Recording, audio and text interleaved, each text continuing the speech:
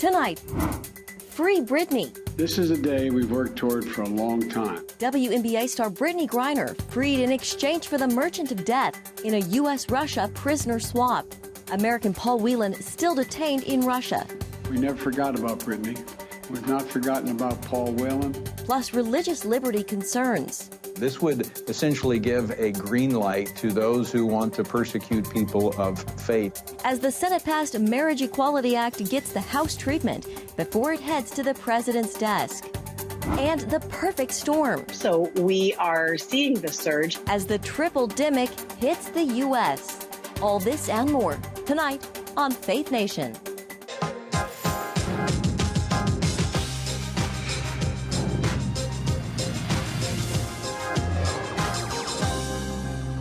After 10 months behind bars, a decorated American Olympian is free. Welcome to Faith Nation. I'm Jenna Browder. And in Washington, I'm John Jessup. Good evening. Well, tonight, WNBA star Britney Griner is no longer in Russian custody. Griner set free after a controversial prisoner swap negotiated by the White House. She was sentenced to 9 years on a Russian penal farm, accused of smuggling drugs into the country after officials allegedly found vape canisters with cannabis oil in her luggage. Today, the two-time Olympic gold medalist finally on her way back to the United States after 10 months of detainment. Meanwhile, Paul Whelan, an American jailed for nearly 4 years, remains in Russia. Well, joining us now for more is CBN News White House correspondent Abigail Robertson. Abigail, this is exactly what Britney, her family, friends, and fans have been wanting to hear for quite some time now. That's right, John. And the White House has been working hard to secure Britney's release ever since she was first detained in February and then sentenced to 9 years in Russia on drug charges. And today, President Biden announced the news. She's safe. She's on a plane. She's on her way home. The price of her freedom meant the U.S. releasing Russian arms dealer Victor Bout, known as the Merchant of Death, in exchange for Griner. In 2012, Bout was sentenced to 25 years in prison after the DEA caught him in a sting operation in Thailand. He was charged with conspiracy to kill U.S. nationals and officials by trafficking weapons to terrorist organizations. I'm glad to be able to say that Britney's in good spirits. She's relieved to finally be heading home. And the fact remains that she's lost months of her life, experienced a needless trauma. While Griner's family celebrates her release. Today my family is whole, but as you all are aware, there's so many other families who are not whole. American Paul Whelan, who has been detained in Russia since 2018 and accused of being a U.S. spy, was once again left behind. I don't understand why I'm still sitting here. They've always considered me to be at a higher level than other criminals of my sort, and for whatever reason, I'm treated differently than another individual here from a Western country that's also on a charge of espionage. Whelan says he's being held hostage, and in 2019, he claimed a prison guard assaulted him. If a message could go to President Biden that, this is a precarious situation that needs to be resolved quickly. His family worries how much longer he'll be able to survive the Russian labor colony. I think it's become clear that the U.S. doesn't have any concessions that the Russian government wants for Paul, and so I'm not really sure what the future holds. President Biden claims he hasn't forgotten about Whelan. This was not a choice of which American to bring home. We brought home Trevor Reed when we had a chance early this year. Sadly, for totally illegitimate reasons, Russia is treating Paul's case differently than Britney's. President Biden says they are not giving up on securing Whelan's release and guarantees they will keep negotiating for his freedom. John? And we will keep watching. Thank you so much, Abby. Well, it is official. Congress gives federal protections to gay marriage, enshrining the 2015 Supreme Court decision that sanctions same-sex unions nationwide. The Respect for Marriage Act now heads to the president's desk. Critics say it does not go far enough to protect religious liberty. CBN Capitol Hill correspondent Matt Galka joins us now. Matt, this bill did get bipartisan support. Yeah, that's right. It had bipartisan support, but it also had some bipartisan objection, as both Republicans and Democrats, some of them on each side, didn't think this bill went far enough, although for very different reasons. Some progressives wanted more protection for some same-sex couples, and some Republicans still don't feel enough was done to protect religious liberties. The motion is adopted. 39 Republicans joined Democrats to pass the Respect for Marriage Act. The final vote ended up having less Republican support than a previous version. Democrats called it a great day. At last, we have history in the making, but not only are we on the right side of history, we're on the right side of the future, expanding freedom in America. The bill resulted from concern that the Supreme Court could one day overturn landmark cases allowing same-sex and interracial marriage. The House passed the Senate's version, which included an amendment for religious liberty protections. They help shield nonprofit religious organizations from not being forced to provide services going against their beliefs. Some Republicans feel the amendment wasn't nearly enough. Honestly, the bill should be called the Disrespect for Marriage Act. This bill certainly disrespects God's definition of marriage, a definition that has served his creation well for more than 5,000 years of recorded history.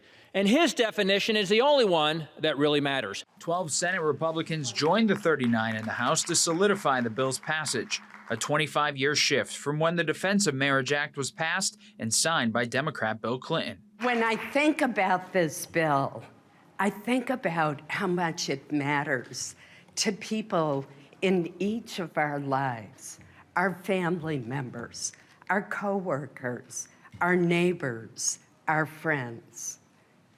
It affects more than 1 million households in this country, but each and every one of us knows someone, has a relative, or are that person who is benefiting from this bill. And that's why it's so important. Now, the bill would not force states to permit same-sex marriage, which is something progressives felt was left out of it. Now, some Republicans, meanwhile, feel like there is no reason to believe the Supreme Court would overturn their previous same-sex marriage and interracial marriage decisions. Guys? All right, Matt Galka, thank you very much. And here with us now, Nathan Gonzalez, editor and publisher of Inside Elections. Nathan, good to see you.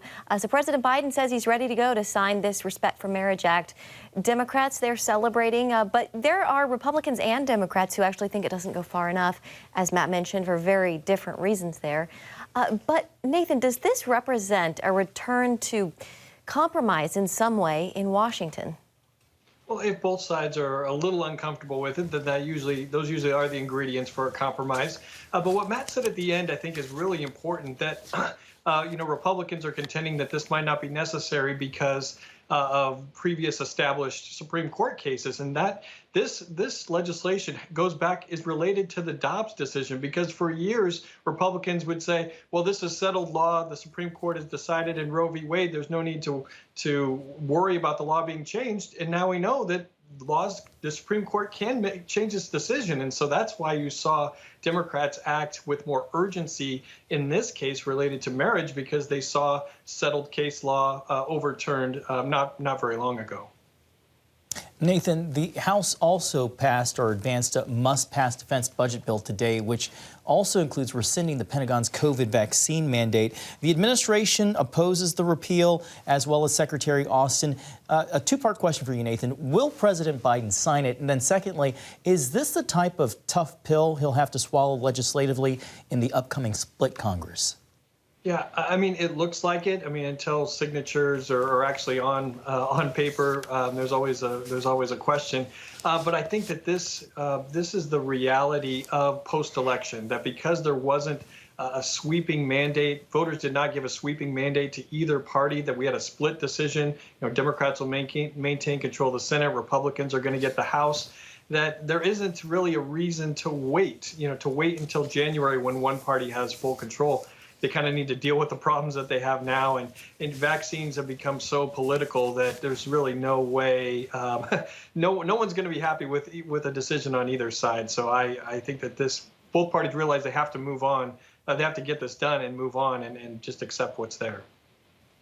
Speaking of moving on, you wrote in Roll Call today that even though they failed this time around, Republicans will have another good shot to win the Senate in 2024. Nathan, what's your reasoning there? Well, just looking at the map of the states, the senators from the states that are up for re-election, it looks like there are probably 8 or 9 vulnerable Democratic senators, and there really isn't one vulnerable Republican senator. The most vulnerable Republican senator might be Rick Scott of Florida, but Governor Ron DeSantis just won re-election by 19 points. Rubio just won re-election by 17 points. Florida is no longer a swing or a battleground state. So Republicans will have the early advantage, and we'll see if they need to gain 1 or 2 seats, depending on what happens in the presidential race. All really great points there. Nathan Gonzalez, editor and publisher of Inside Elections. Thanks so much, and we'll see you again next week. Thanks, guys. Well, surging cases of COVID, the flu, and respiratory illnesses have hospital beds filling up nationwide, and health officials warn this triple-demic will only get worse this winter. Now, so far, 78,000 people have been hospitalized for the flu, and there have been 4,500 deaths, including 14 children. With a rise in demand for cold and flu medicines, pharmacies are starting to experience shortages. Medical reporter Lori Johnson has more on that. America's healthcare system is definitely feeling the strain of a perfect storm, with 3 viruses hitting all at once. Hospitals and doctors' offices are overwhelmed with flu, COVID, and RSV patients. Our book ahead slots absolutely fill up the day before, so we are seeing the surge. Adding to the problem, some antivirals and other medicines that can treat these and related conditions are becoming hard to find in many places. We are definitely seeing shortages in some areas of supplies of common antibiotics like amoxicillin, which is the first-line medication for things like otitis media or ear infections, as well as Tamiflu and some other medicines as well. Nationwide, parents complain about being unable to find children's Tylenol. Its manufacturer, Johnson & Johnson, issued a statement saying while there has been high demand, there is not an overall shortage.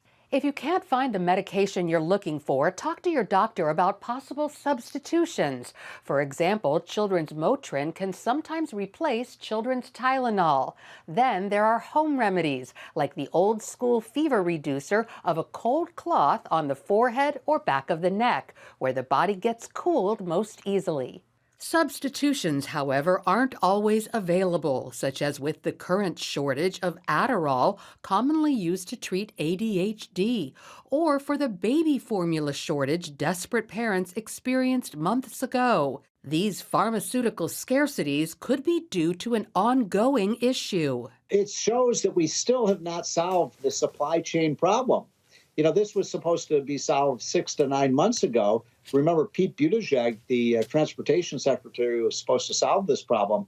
A top Biden administration health official says pharmaceutical shortages aren't their fault and have been around a long time. We have some broader supply chain issues with our medications that we've had for decades. I have seen this as a practicing clinician. I often, when I walk into the hospital, find some normal medicine that I'm used to using not available. We have got to continue working on that. We've made a lot of strides in this administration, but our work here is not done. So we have got to continue making sure that these medicines are available. So while America struggles with this triple-demic, doctors and consumers will need to be creative in making do with shortages of medications that treat these illnesses and others. Lori Johnson, CBN News. Thank you, Lori. Up next, we look at what the new weekly jobless claims says about the economy as the Fed prepares to raise interest rates again this month. Stay with us. Welcome back. Tonight, a rise in jobless claims has economists pointing towards an economic recession. Layoffs and major job cuts announcements are on the rise, showing a softening in the job market in this week's Labor Department report on new unemployment applications. New jobless claims last week climbing to 230,000. That's up by 4,000 from the previous week. About 1.67 million Americans were receiving jobless benefit aid, and the most in 10 months. But still, that is historically low. Well, joining us now is Mark Hamrick, Washington Bureau Chief and Senior Economic Analyst with Bankrate. Mark, always great to have you. As Jenna was just talking about, this week's numbers, the jobless claims up several thousand, signal a weakening in the job market. Mark, how much closer does that put us potentially to a recession? Well, from the job market alone, John and Jenna, good to be with you, that doesn't really check a box off right now with respect to the high risk of recession that most economists and business leaders are, in fact, seemingly resigned to. But what I would say is that if everyone is right in the sense of saying that that is inevitable in the next 6 to 12 months, we should regard this latest jobs data, and I'm talking about the unemployment rate, as well as a series of historically low readings on jobless claims, as essentially being at a peak of some kind, and we should brace ourselves for those measures to show that the job market has weakened or will be weakening. We know there have been all kinds of layoff announcements in recent months, and they have yet really to substantially show up in most of the data, in part, I think, because there are processing delays among the states, places like the District of Columbia here in the Washington area, as well as the fact that some people get severance, and that dictates whether they are eligible for unemployment insurance. Yeah, a lot of different factors at play here. So the producer price index comes out tomorrow, Mark. Major measure of inflation at the wholesale level. What are you expecting in that? Well, that had peaked at nearly 12%, and that was earlier this year, and that's shockingly high. We're still in shockingly high territory, but some of the inflation readings we've been getting have been below expectations, and we might say, well, we have expectations for pretty disappointing inflation data. Nevertheless, I think that it will still be sufficiently high, whether it's the producer price index or the forthcoming consumer price index, the measuring retail prices, will be high enough to keep the Federal Reserve on track toward an interest rate hike. Mark, a little bit on the macro level here. Is a softening in the job market a good thing in terms of fighting record high inflation on store shelves when it comes to prices? And what does that mean when it comes to the Fed's plan to raise interest rates? Yeah, great question, John. This really gets to the question of when people ask, is it a good job market? The answer is, well, it depends on where you're sitting. If one is a worker, dependent on that income, the wages for that income, and hoping for no interruption in that income, then obviously job security is a wonderful thing.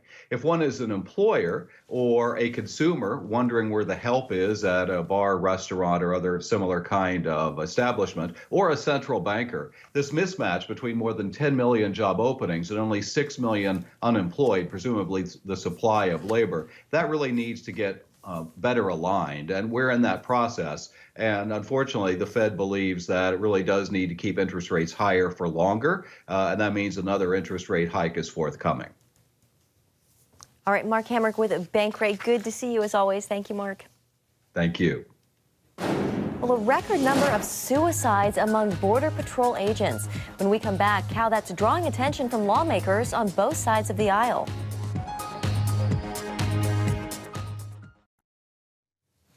Welcome back. Texas sending Washington and the nation a message about the southern border. Republicans in the Lone Star State unveiled a security plan called By Texans for Texans, catering to the needs of a state on the front lines in a bid to combat record influx of migrants. We have a responsibility as the Texas delegation to represent the spirit of Texas, which is one that runs to the fight, always fighting for what is right and never giving up. Texas lawmakers committed to completing the Trump-era border wall, boosting Border Patrol recruitment, and installing 700 miles of roads along the border. House Republicans also want to require the federal government to turn away all illegal immigrants if they cannot be detained. Well, Border Patrol are stretched to the limit. And now a bipartisan group of lawmakers is calling for more mental health services for Customs and Border Patrol agents. Their concern? A record number of suicides this year. CBN's Heather Sells reports.